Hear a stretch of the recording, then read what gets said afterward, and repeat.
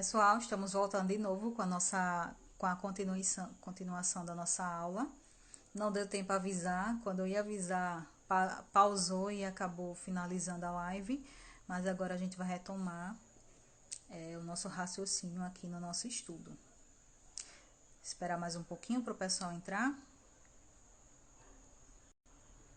E aí, o que tiverem de dúvidas, vão falando aí, a gente vai interagindo e é assim que a gente vai aprendendo, tá bom? Que vocês tiverem de dúvidas aí no material de vocês, vai perguntando que a gente vai aqui discutindo. Esse momento também é para isso.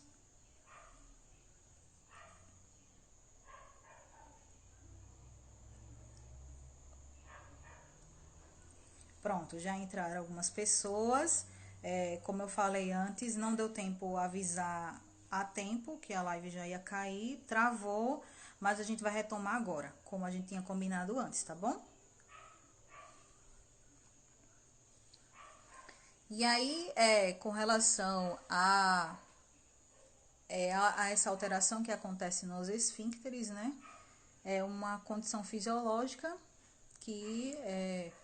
mas que ela pode ser também prejudicada por patologias, né? Se o paciente tem incontinência urinária, esse esfíncter ele está um pouquinho mais deficitário, ele deve estar um pouquinho mais com a função mais comprometida. Aí é um paciente que realmente tem que fazer uma avaliação médica para ver o que é que está acontecendo, né? Para poder tentar sanar essa situação, né? Que a gente sabe que é uma situação não agradável para o paciente. Às vezes ele fica até querendo se isolar, né? O idoso, de não querer sair de casa com medo de que aconteça uma situação constrangedora, né? Dele não conseguir segurar o xixi, não conseguir segurar essas eliminações fisiológicas que todo ser humano possui, né? E muitas vezes até não, como eu falei antes, sendo hipertenso, às vezes não querem nem tomar o medicamento quando vão sair, né? Quando vão sair de casa, para que não tenha essa situação de emergência de ir ao banheiro. Eles ficam com medo. E isso acontece muito devido a essa situação da deficiência do esfíncter, né? De conseguir controlar, de conseguir reter para que não tenha escape, né? Das eliminações fisiológicas. Sistema genital feminino. Está muito ligado ao hormônio, né? E a gente lembra logo do quê? Da famosa menopausa, né?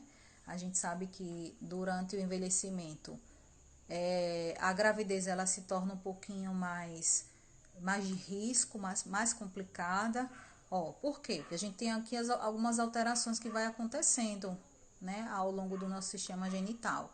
Uma delas é a atrofia do útero, das trompas, dos ovários.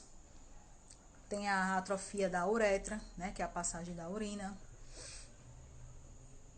A atrofia das glândulas mamárias, e aí ela acaba sendo substituída pelo tecido adiposo, por isso que as mamas com o tempo, com o passar do tempo, elas se tornam um pouquinho mais sem rigidez, né? Um pouquinho mais frouxa, tem um caimento um pouquinho maior, porque o tecido adiposo, o tecido gorduroso, ele aumenta enquanto as glândulas mamárias e o próprio músculo ele também se torna um pouquinho atrofiado, por isso que tem esse caimento a mais, né? Um caimento das mamas no envelhecimento. Redução da libido, também ligada a hormônio.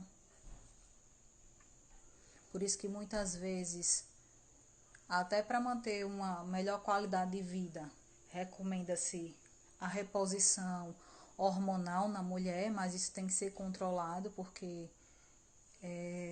não é todas as pessoas todas as mulheres que podem fazer esse tipo de tratamento, tem alguns riscos, então isso tem que ser pesado, né, e orientado para aquela pessoa que está com interesse de fazer reposição. No sistema genital masculino, tem aí uma diminuição, né, do número de espermatozoides, cai para cerca de 50%. Simone, quando estamos ficando mais velhos, cai tudo, é verdade. Tem uma frouxidão maior devido a essa questão muito ligado à questão muscular, né? A gente tem uma perda de massa muscular muito grande, né? E a gente sabe que o músculo, ele rege o nosso... A Rayane tá sorrindo aí. Ele rege a nossa funcionalidade, né? Da parte que a gente consegue ver, né? De levantar o braço, de levantar a perna, de conseguir controlar xixi. Tudo isso é função muscular.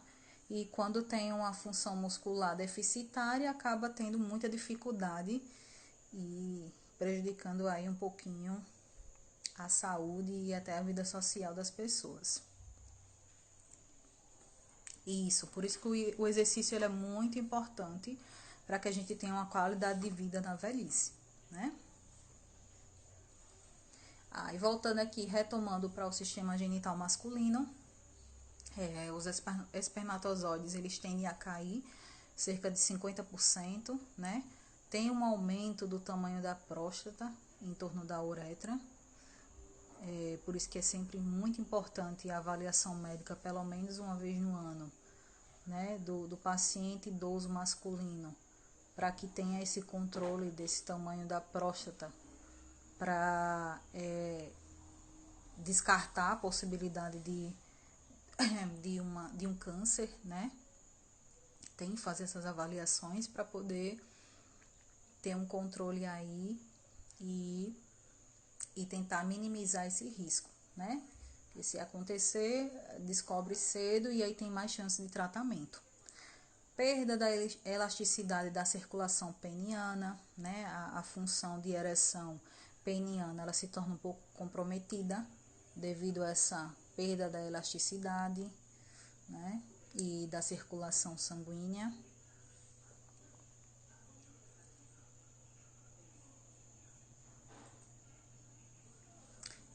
Sistema urinário. Sistema urinário a gente também sofre algumas alterações com relação ao peso, né, dos rins. E o peso não é simplesmente o peso, o peso diminuiu e isso vai interferir no sistema urinário, mas ele vai interferir por quê? Porque se o peso diminuiu, quer dizer que a área de filtração dos rins, ela diminuiu, e aí acarreta na diminuição da função fisiológica. E qual é a função fisiológica dos rins? Não é de filtrar, de filtração?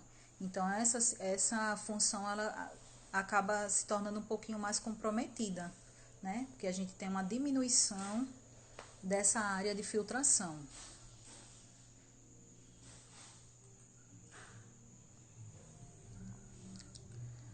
A bexiga e a uretra pode ter uma dificuldade, né, no armazenamento da urina, na contração da bexiga e até na própria expulsão da urina, né? Que aí às vezes quando tem essa dificuldade de expulsão, né, já ligada à função do esfíncter, acontece que o paciente pode desenvolver mais facilmente infecção urinária, né? Porque urina retida na bexiga por muito tempo, a gente sabe que se torna uma colônia de bactérias, né? Que pode levar a essa situação de infecção.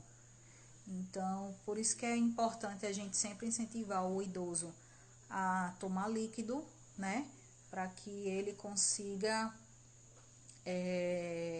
perceber, né, que essa capacidade do armazenamento da urina dentro da uretra e da bexiga, ela já está preenchida para que ele consiga urinar, né? Caso contrário, fica lá retido por muito tempo, podendo desenvolver uma situação de infecção.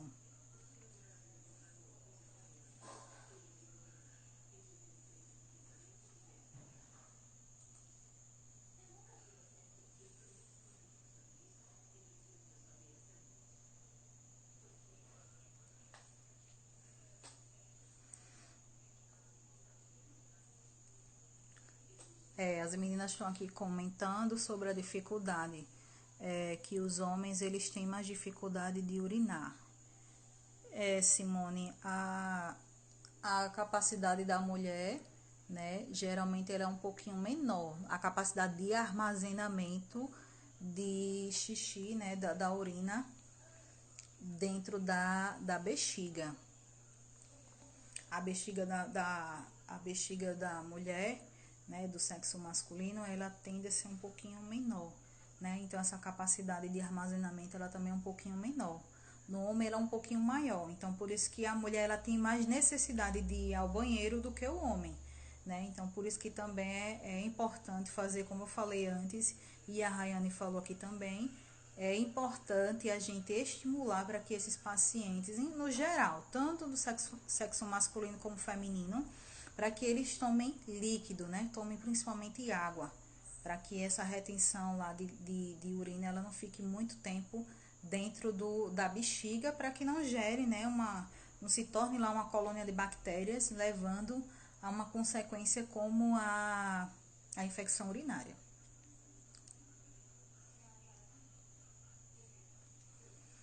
Certo? Aí a gente entra nos aspectos otorrinolaringológicos, nome grande, né? A gente, com o processo de envelhecimento, a gente tem algumas perdas a nível de audição, né? A nível sensorial, no sistema otorrino, a gente tem muita perda da função do equilíbrio, né? Além da auditiva, a gente tem muita a perda da função do equilíbrio, que está relacionado aqui ao sistema auditivo também. Ocorre uma redução do número de glândulas produtoras de cerumen, da cera, né? A famosinha cera do ouvido.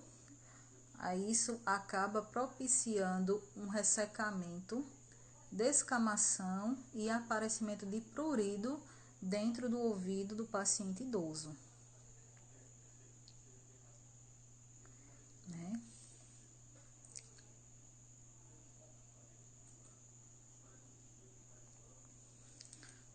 Aspectos oftálmicos, né? Aspectos com relação ao olho. O olho ele tende a apresentar opacidade, né? Fica um pouquinho, a visão ela fica um pouco mais pode ficar um pouquinho mais opaca, né?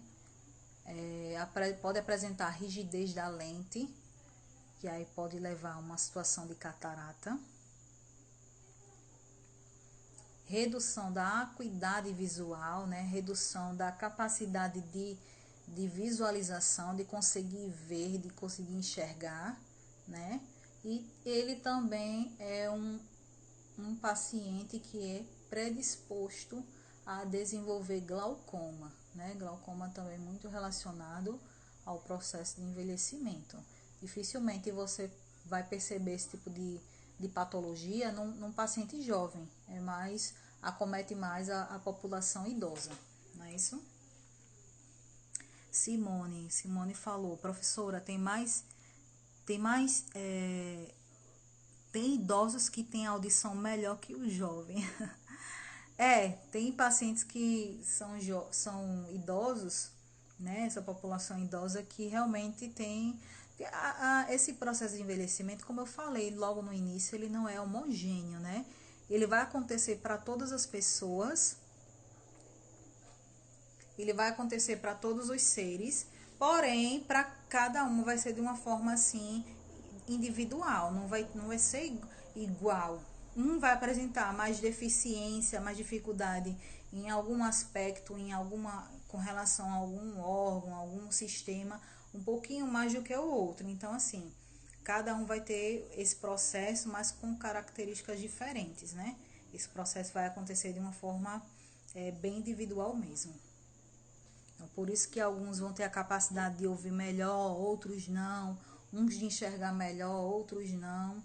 Por isso, né? Porque é realmente um processo individual.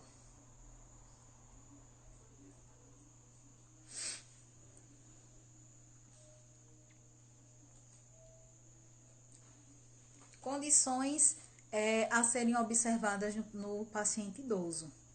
Aí a gente volta para aquela questão do olhar clínico, né? Que o técnico de enfermagem, profissional da saúde, sempre tem que ter esse olhar, né? Um olhar mais elaborado, um olhar mais de avaliação. É aquele olhar, famoso olhar de avaliação, né? Que a gente está conversando ali com aquele paciente, mas está a todo momento avaliando. Então, a gente tem que ter esse olhar clínico para que a gente consiga tratar, para que a gente consiga passar as orientações corretas, né, para esse paciente, para que ele consiga sanar a patologia que ele tenha, ou para que ele consiga ter uma orientação para levar para a vida, né, para seguir mantendo a sua saúde. Então, esse olhar a gente tem que manter, e a gente vai aprendendo isso ao longo do nosso ofício, né? Ao longo do nosso ofício, que a gente vai tendo contato com muito paciente, é uma população cada vez mais crescente, e isso aí a gente vai adquirindo com o tempo, tá bom? O que a gente pode observar nesse tipo de paciente, nessa população? É a multiplicidade de doenças coexistentes. O que isso quer dizer? A gente tem que observar aquele paciente que chega para você com muita doença, com muita comorbidade, né? Então, um paciente que a gente tem que ter aquele olhar bem fechadinho, de estar sempre junto, né? Para avaliar, sempre estar observando, porque muitas vezes eles podem apresentar alterações muito rapidamente, né? Que a gente sempre tem que estar de olho. Paciente que é hipertenso, mas também é diabético, né? Apresenta problema cardíaco. Então, um paciente que a gente sempre tem que estar observando como um todo, né? Para que a gente consiga dar um suporte adequado.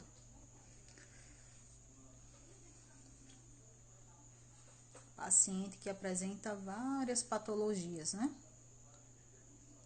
Que aí a gente trata cuida de uma parte, e de repente aí ele vai e evolui, piorando de uma outra doença. Então, assim, não é observar, ele é hipertenso, é diabético, ele chegou com a pressão alta para mim. Aí eu só vou avaliar a pressão? Não, vamos avaliar também o que ele tem apresentado para a gente. Não é diabético? Vamos olhar a glicose também, e assim por diante. Não olhar só apenas o que ele chegou para você, né? Se ele tem multiplicidade, tem outras doenças, então tem que avaliar como um todo.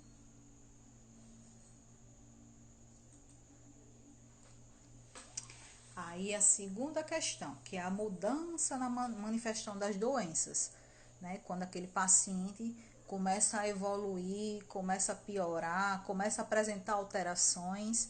Então, é uma situação que a gente também tem que estar de olho. Avaliar como um todo, né? Sempre observando essas possíveis manifestações que ele pode apresentar quando ele estiver sendo tratado, observado, quando ele estiver sendo acompanhado pelo profissional de saúde.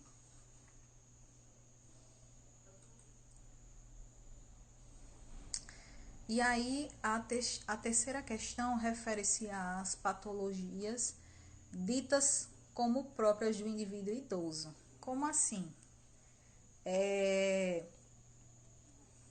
Aquele paciente que chega para você, ele não é hipertenso, ele não é diabético, mas ele chegou sentindo-se mal, né? Ele chegou, às vezes, com falta de ar, ele refere a alguma coisa. Então, assim, você já tem que pensar naquelas doenças, né? Lembra das doenças que a gente estava estudando? Algumas doenças que podem apresentar durante o processo de envelhecimento, que já são assim, digamos assim, são comuns do envelhecimento. Então, a gente tem que... chegou aquele paciente, ele disse que não tem nada de doença, mas nessas doenças que são comuns ao paciente idoso, que são comuns, né, nessa população. Então, ele disse que não é, mas você já pode pensar em alguma doença que esteja ocasionando aquela alteração que ele apresentou naquele momento que ele chegou para você, certo?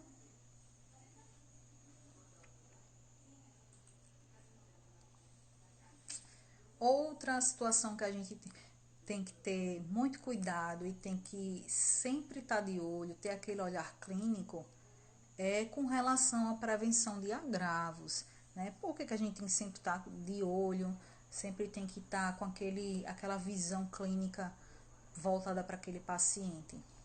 Para que não chegue, né, aquela situação que ele chegou para você, que ela não chegue a agravar, que ela não vá agravar, né, que ele chegue e a gente consiga dar suporte àquele paciente para que ele consiga melhorar o mais rápido possível e não que se torne um agravo, né? Então, sempre observar as possíveis alterações, que a gente sabe que idoso altera muito facilmente.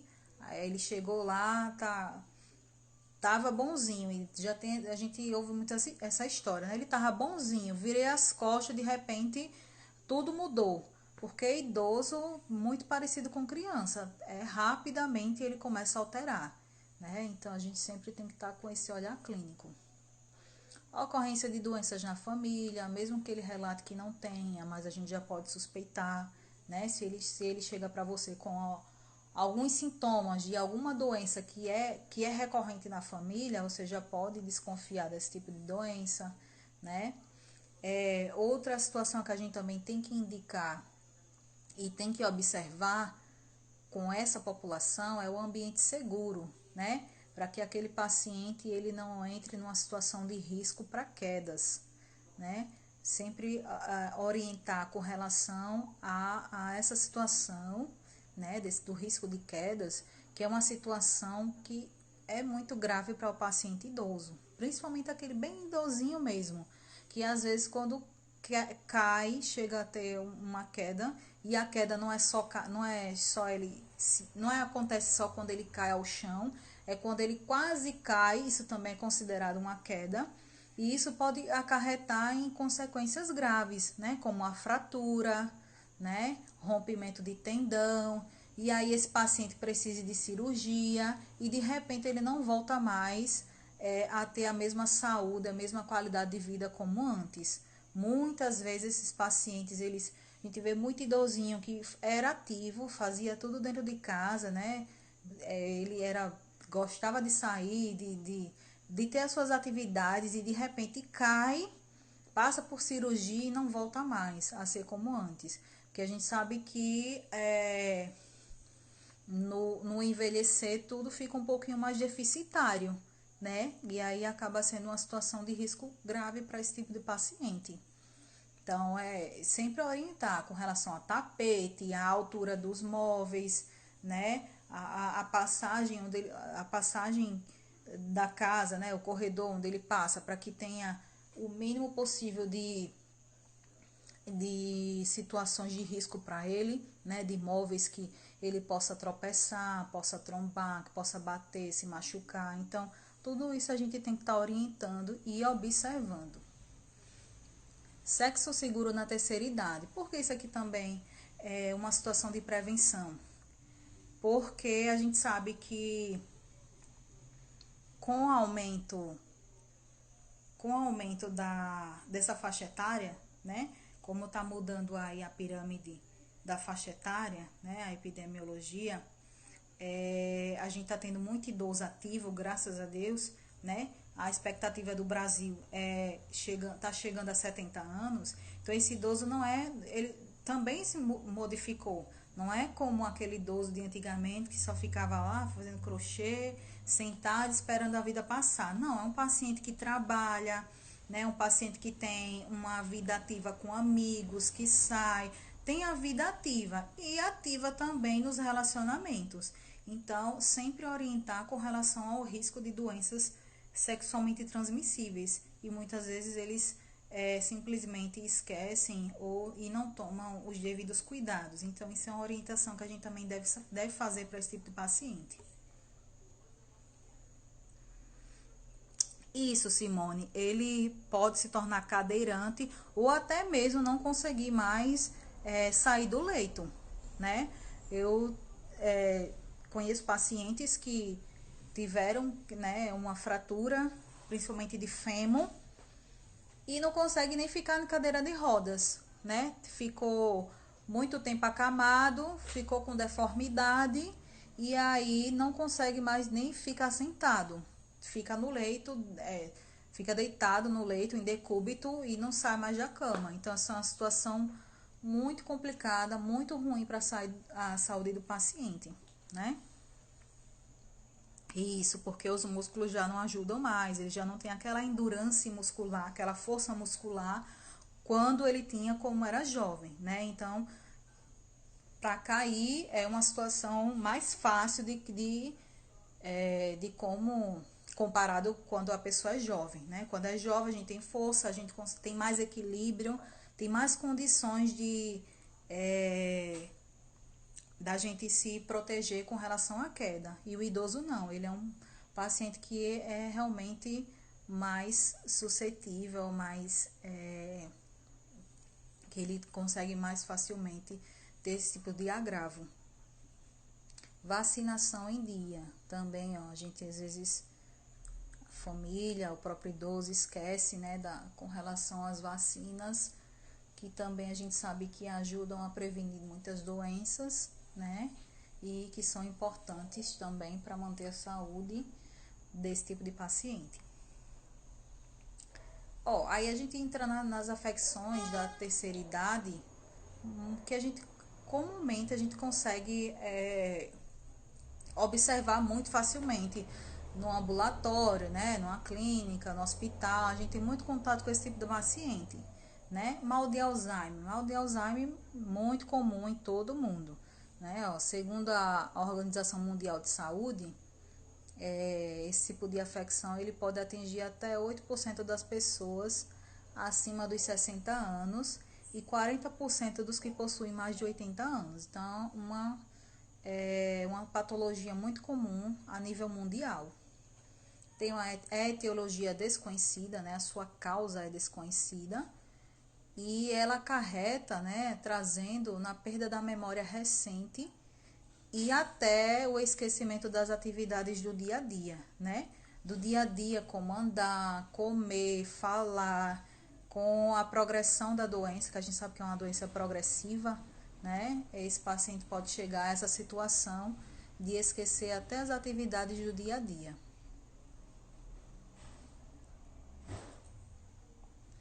A hipertensão arterial, né? A famosa pressão alta, muito comum, não só em idosos, mas em pacientes jovens também. É uma doença crônica que a gente sabe. Geralmente eles adquirem enquanto jovens ainda, né? É uma doença crônica, né? A gente sabe que não tem cura. Uma vez hipertenso, para sempre hipertenso. Ele é caracterizado pelos níveis elevados da pressão, né? A pressão sanguínea ela se torna um pouco mais alta, né, do que o normal, o indicado. E é considerado pressão alta quando o paciente apresenta uma PA, né, acima de 14, de 140 por 90, o famoso 14 por 9. Deixa eu responder aqui a Simone. Simone, o mal de Alzheimer só dá em idosos? Não, Simone, ele é muito comum na população idosa e ele é raro na população mais jovem. Então, por isso que ele é considerado uma doença de idoso, né? Do processo de envelhecer, que é muito raro acontecer em pessoas mais jovens.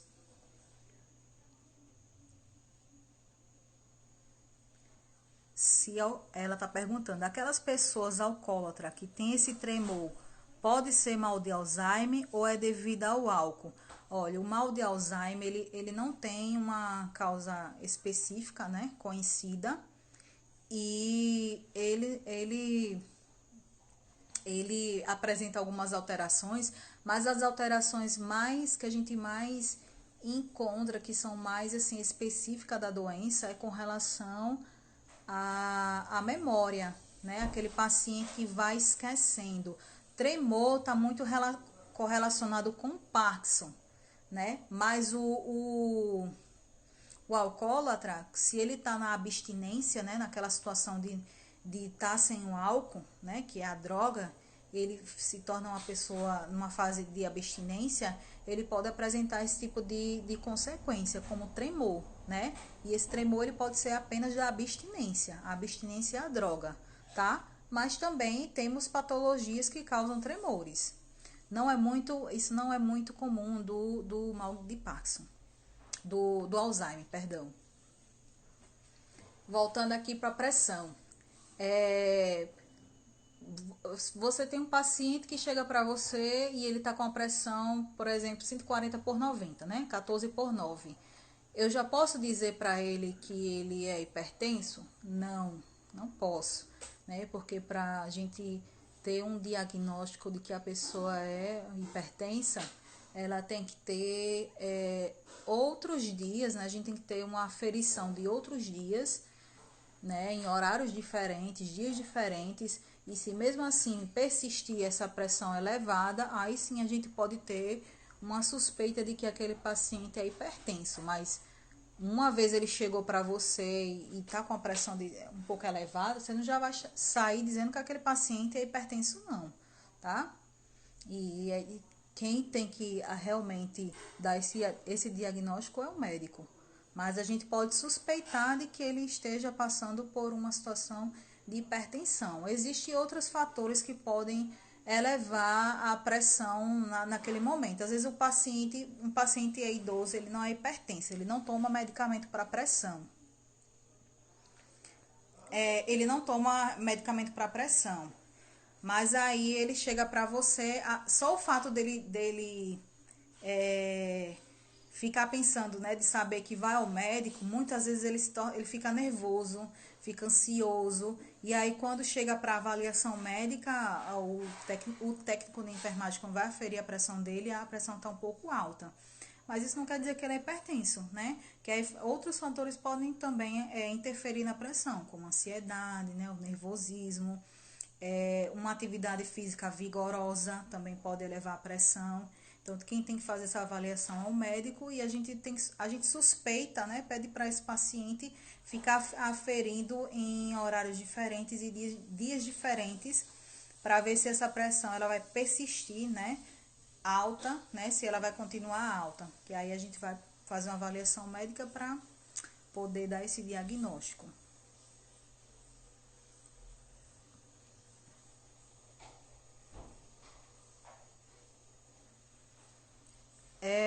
Simone, o tremor no Alzheimer, ele pode existir sim, porque você viu lá que a gente tem alterações funcionais, né? Que a gente pode, o paciente ele pode desenvolver para alterações que ele nem consegue mais desenvolver algumas funções, como se alimentar sozinho, como tomar banho. Então, isso pode acontecer, mas assim, não é tão vigoroso não, como no Parkinson, né? No Parkinson a gente vê aquele tremor bem vigoroso, mais visivelmente mesmo. Então não é muita característica do Alzheimer não, tá? Mas aí a perda funcional no Alzheimer, a gente consegue observar no Alzheimer mais avançado, né? Quando aquela pessoa já está com Alzheimer mais avançado, já não consegue desenvolver suas funções normais sem auxílio de uma terceira pessoa.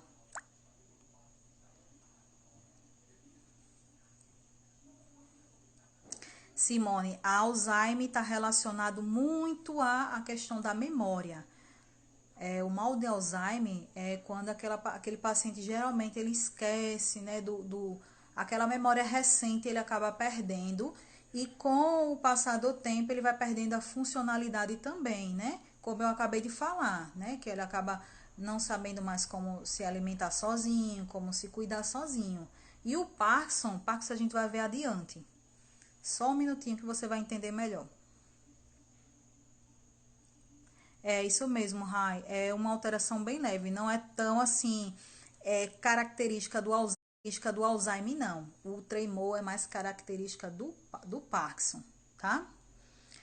Mas naquela questão que você falou, Simone, de uma pessoa que é alcoólatra, se ela tiver na abstinência, né, se ela tiver sem aquela droga, ela pode apresentar também esse tipo de alteração, né, o tremor, que aí não necessariamente vai ser Parkinson. Por isso que tem que passar por uma avaliação.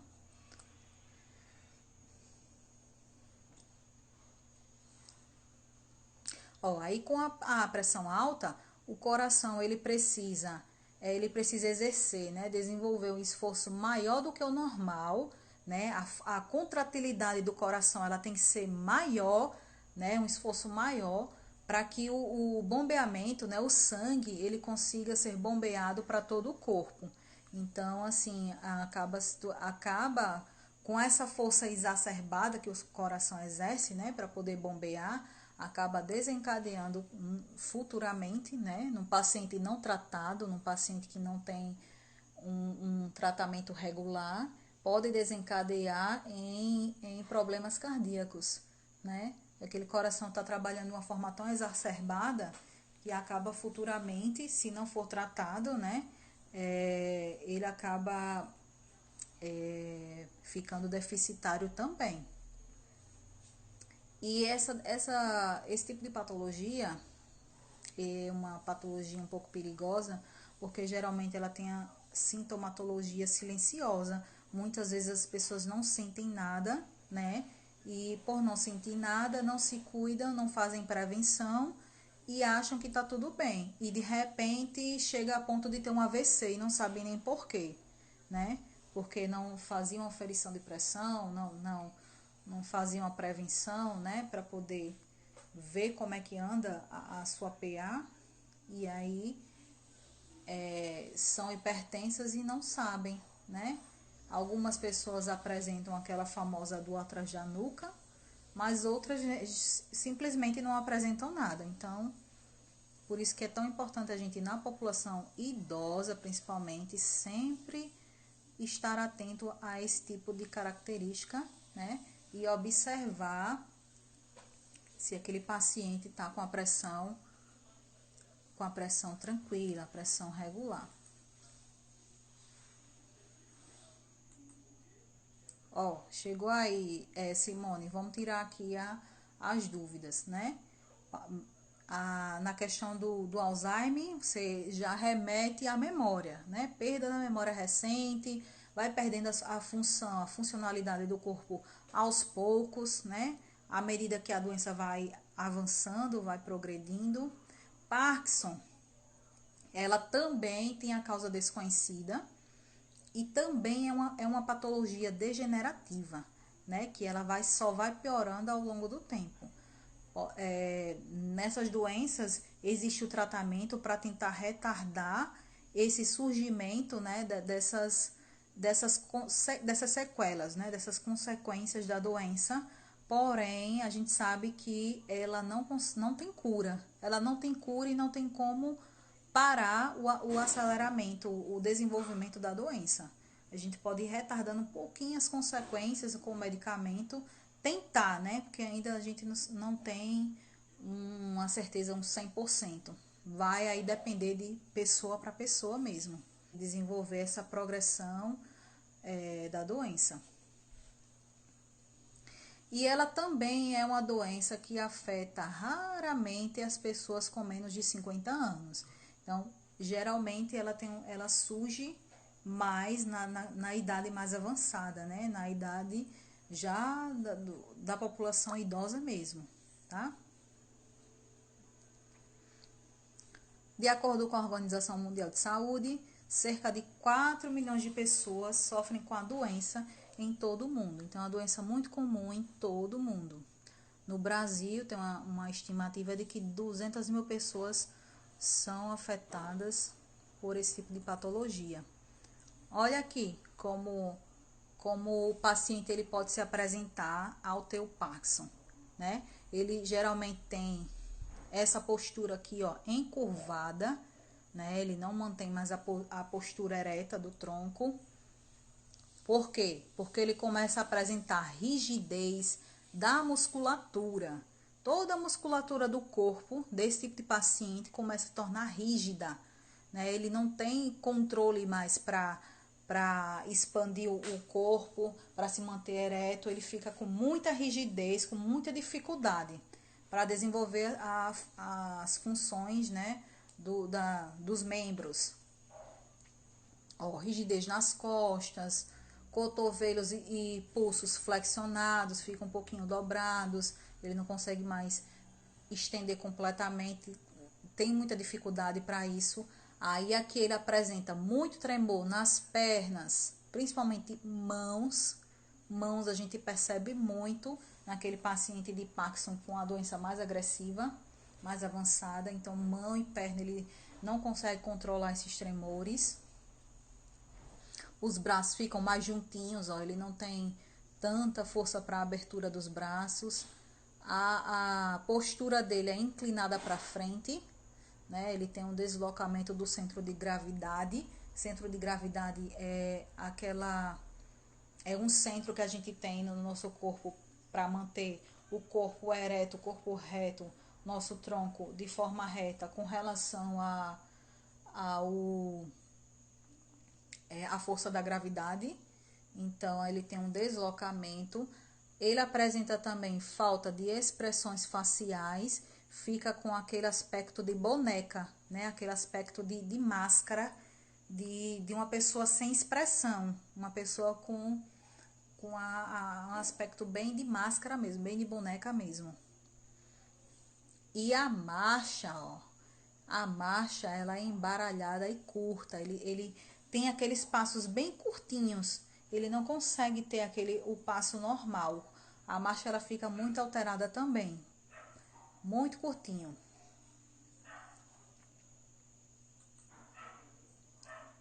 Isso acontece aqui, ó, devido a essa questão da dopamina, que é um neurotransmissor, né? E aí aqui no nosso neurônio, a gente vê as sinapses, né? Que o neurotransmissor dopamina, ele libera dopamina e o receptor consegue captar esse neurotransmissor. No Parkinson, a gente tem pouca produção de dopamina, né? Ó, bem escasso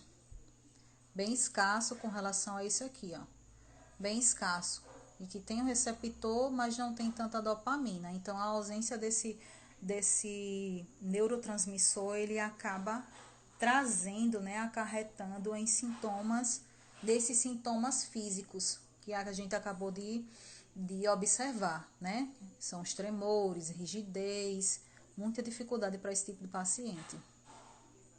Ó, caracterizada por rigidez, redução da força, da mobilidade, alteração da postura, a marcha curtinha, que é aquela marcha em bloco. E aí o tratamento ele é multidisciplinar, né? Medicamentoso para tentar retardar e controlar o surgimento, né? O aparecimento das sequelas da doença, né? Das consequências, através da reposição da dopamina, que é aquele neurotransmissor que a gente acabou de ver. O tratamento também é voltado muito na fisioterapia, né, para que esse paciente ele tenha uma melhora na força muscular, na mobilidade, né, para que a qualidade de vida dele melhore um pouquinho, né, que ele acaba sentindo muita dor devido à rigidez que ele apresenta em todo o corpo, né. Fono, que às vezes ele apresenta também dificuldade, é tanta rigidez nessa doença que às vezes ele tem dificuldade até para falar. Lembra que para a gente mastigar tem que ter força muscular para isso, para falar também. Então precisa de um acompanhamento né? Medicamentoso, fisioterapia, fono, psicologia. É realmente um paciente muito que necessita de muita assistência mesmo. Deu para entender, Simone? Tudo certinho? Agora a gente vai entrar no famoso AVE, no famoso AVC, né? Que é o acidente vascular encefálico, que ele está relacionado, muito relacionado com a circulação sanguínea, né? E ele tem duas causas. Esse tipo de patologia, ele ocorre devido a duas causas, né? Que é uma devido à falta de circulação sanguínea, ou obstrução por rompimento dos vasos sanguíneos no encéfalo. Ó, e aí ele vai ser do tipo isquêmico ou do tipo hemorrágico. Vamos ver a seguir. Isquêmico, ó, quando a gente tem uma obstrução, né? Aqui, ó, nessa imagem. A gente tem uma obstrução, ó, tá vendo aqui? Essa partezinha amarelinha aqui, ó. Poderia ser uma aterosclerose. Lembra lá logo no início? Aquelas placas de gordura que a gente viu? Então, tá obstruindo a passagem do fluxo sanguíneo, né? Então, isso aqui também relacionado à hipertensão, né? Quando a gente tem o paciente pode chegar a uma PA muito elevada, ocasionando num estreitamento aqui do vaso sanguíneo, levando a um bloqueio, né? Uma obstrução na passagem do sangue, acarretando, né, desencadeando num AVC isquêmico, devido à obstrução, ao bloqueio do fluxo sanguíneo. Já no hemorrágico, esse aqui é o tipo de acidente vascular cerebral, encefálico mais comum, tá?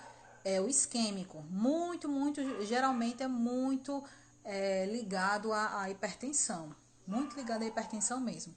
E o hemorrágico, ele é o mais raro, né? Ele não é tão comum de acontecer, mas pode acontecer também. E ele ocorre devido a um extravasamento, né? A um rompimento do vaso sanguíneo. Rompeu o vaso sanguíneo, a região do cérebro ou do encéfalo que foi comprometida devido a esse rompimento, ele acaba sofrendo uma lesão, né, nessa região. O hemorrágico, ele é um pouco mais grave, né? Os pacientes que sofrem esse tipo de lesão, eles, se não forem atendidos rapidamente, pode chegar a óbito mais fácil.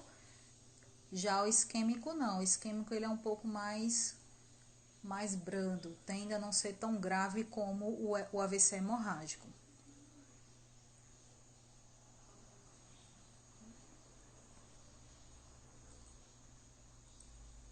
Aí o que é que a gente pode, o paciente chega para você, né, com alguns sintomas clínicos, e o que é que você pode imaginar que pode ser um AVC, um AVE. Se esse paciente chega para você referindo cefaleia muito intensa, né, aquela dor de cabeça muito intensa, muita dor na nuca, muito comum da pressão, né, quando a PA está alta, dormência nos membros, né, principalmente de um lado, ele vai referir muito do braço e perna de um lado, dificuldade para falar, começa a ter um pouquinho de hipotonia, a força muscular da boca para falar já se torna um pouco mais deficitária, já não consegue falar de forma correta, né? Já tem um pouco de dificuldade. A visão fica turva, né? E começa a ter dificuldade até para enxergar, perda de equilíbrio. Então, isso tudo pode ser sinais de que aquela pessoa, aquele idoso, ele pode estar passando por um processo de AVE, né? Um processo do acidente vascular encefálico. E o que é que vai diagnosticar? Como é que ele vai diagnosticar? Ter certeza de que aquele paciente sofreu esse tipo de lesão através de um exame de tomografia ou a ressonância.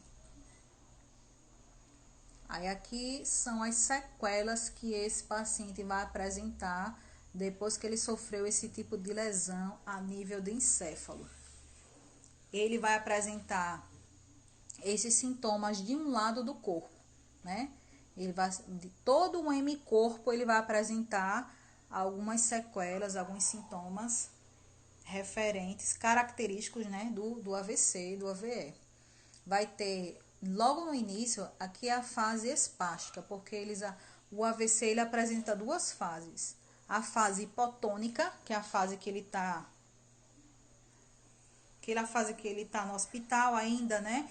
Tá sem força, tá molinho, não consegue levantar o braço, não consegue levantar a perna, a boca tá torta, não consegue falar direito, então tá com hipotonia de um lado, né? Falta de força muscular de todo um lado, de todo um hemicorpo. E na fase espástica, que é aquela fase que ele já vai para, ele tá em casa, já tá se tratando, é a fase que ele vai apresentar espasticidade, um pouquinho mais de rigidez muscular, né? Que aí ele vai apresentar aquela famosa postura de braço flexionado, perna estendida, rígida, né? Sem conseguir dobrar corretamente, fazer a flexão do joelho. O pé, ele não consegue também ter uma mobilidade do tornozelo adequada, acaba arrastando o pé. Então, aí é característica do AVE, do AVC, na fase espástica. Ó, aí aqui, deixa eu voltar. Aí aqui já é na fase espástica, quando ele já tá com a sequela, já tá com a sequela instalada, né? Ó, aí pode apresentar flexão do cotovelo, né? O membro superior fica flexionado, tanto cotovelo como punho e dedos. E no membro inferior ele apresenta uma extensão, né? E não consegue dobrar o joelho corretamente, tem muita dificuldade. O pé, ele fica um pouquinho aduzido para dentro e ao andar ele às vezes não consegue ter mobilidade no tornozelo e pé e acaba arrastando o pé. Na face a gente vê que no lado da sequela, né, no hemicorpo que está com a sequela devido a essa lesão, ele apresenta um caimento dos olhos, né, um caimento da pálpebra sobre os olhos. Ele tem um deslocamento do canto da boca, um repuxamento do canto da boca, né? E aí esse tipo de tratamento, o tratamento para esse tipo de sequela seria muito com a fisioterapia. Ó, aí a gente acabou de ver essas sequelas que esse paciente apresenta, né? Hemiplegia ou hemiparesia, que é a dificuldade de ter função muscular, né, no hemicorpo afetado. Ele pode também apresentar déficit de memória, ele pode apresentar alterações na fala, na visão, pode apresentar incontinência urinária e fecal, né, dificuldade de conseguir controlar a urina. Pode também apresentar alterações de sensibilidade, né? Então, um paciente que a gente tem que também ter cuidado e orientar, porque às vezes ele pode pegar numa superfície muito quente e não sentir, porque a sensibilidade ficou alterada, né? Ele pode até se lesionar, cortar, né? Acabar lesionando uma parte do corpo com alguma coisa cortante, né? Algum objeto cortante e ele não sentir devido a essa alteração. Então, isso aí a gente também tem que orientar esse paciente, né? Com relação a esses riscos e ter cuidado para que não haja nenhuma complicação. Tratamento multidisciplinar, né? Tratamento muito de orientação com relação aos medicamentos, né? De seguir a medicação correta para que não haja nenhuma complicação, fisioterapia, fono, psicologia, porque muitas vezes esse paciente não quer aceitar essa condição e acaba, né, não seguindo direito as orientações e assim por diante. Basílio está perguntando se é verdade que o homem é mais rápido a recuperação. Não tem nada comprovado cientificamente, tá? Então, assim, não tem ainda dados de que para o homem é mais rápido do que para a mulher. Vai depender realmente de cada indivíduo. Cada indivíduo vai responder de uma forma diferente, né? O AVE, ele tem muitas sequelas que o paciente pode apresentar, mas uns vão apresentar muitas sequelas, outros vão apresentar quase nada de sequela, é muito individual mesmo, e também vai depender da região do encéfalo que foi lesionada, que a gente sabe que o nosso cérebro, o nosso encéfalo, cada partezinha do nosso encéfalo tem uma função, né? Então, dependendo da região que houve essa lesão, né? Que houve esse acidente, aí a gente vai ter as respostas nas sequelas, né? Porque vai depender muito, muito mesmo dessa região, de onde foi, onde é que aconteceu essa lesão, tá? Rai, por causa da circulação também, né? No AVE isquêmico, né? Quando a pressão está muito elevada, aí esse paciente pode ter uma obstrução na passagem do sangue, levando a uma situação de lesão no cérebro, né? Por falta de circulação sanguínea correta.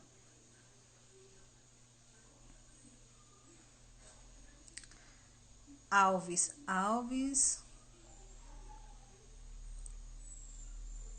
Pronto, eu posso mandar os slides sim, agora eu prefiro mandar para o e-mail. Aí quem quiser os slides, manda para mim o e-mail que depois eu envio para vocês. É isso mesmo, Basílio, por isso mesmo. É muito individual, por isso que tem gente que realmente não vai apresentar muita alteração, outros vão apresentar muito, então vai depender muito da região que houve esse acidente, né? Que houve essa lesão lá no encéfalo, que a gente acaba percebendo que realmente é uma lesão, né? Aquela região ficou, se não tem passagem sanguínea, né, não tem oxigenação. Se não tem oxigenação, aquela região começa a morrer, né? Ela começa a ter muita dificuldade para manter o seu metabolismo, manter a funcionalidade correta. Então, tem que necessariamente passar a circulação para que haja a oxigenação correta. Principalmente encéfalo, né? Se a gente não tem circulação, não tem oxigenação, aquela região começa a sofrer, né? E com essa lesão, aí acaba realmente trazendo muitas sequelas, dependendo da região onde houve esse tipo de lesão, tá?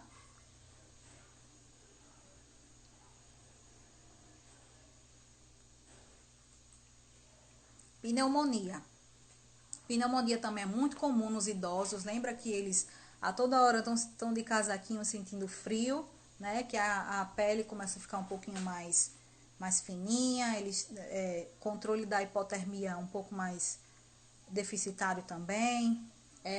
Gripam com mais facilidade devido às alterações respiratórias, tá? Então, assim, aí eles realmente tendem a ter muita facilidade para desenvolver pneumonia, né? E a pneumonia a gente sabe que ela é desencadeada por quem? Por um agente infectante, né? Um agente que vai causar uma infecção lá no pulmão. Pode ser vírus, bactérias, fungo, até reações alérgicas podem levar a uma pneumonia.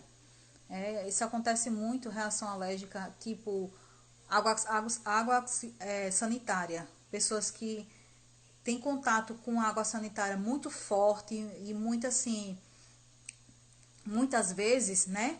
Com muita facilidade, ela pode desenvolver uma pneumonia, tá? Então, ela é classificada como adquirida na comunidade, né? Quando você desenvolve por alguma bactéria, vírus que você pegou na comunidade. Pode ser no hospital, aspirativa, pelo corpo estranho, como eu falei logo no início com a Simone. Se na passagem da traqueia passar algum corpo estranho, um alimento, né? Aí aquele alimento, aquele corpo estranho, o pulmão vai responder com uma infecção, né? Ele vai responder como uma agressão, com uma infecção e aí desenvolver a pneumonia. E também tem a pneumonia causada por micro-organismo oportunista, né? Quando você está com a imunidade um pouco mais baixa, idoso tende a baixar a imunidade muito facilmente, então pode desencadear esse tipo de pneumonia. Aqui, ó, lembra lá das bolsinhas de ar onde acontece a troca gasosa que eu falei logo no início?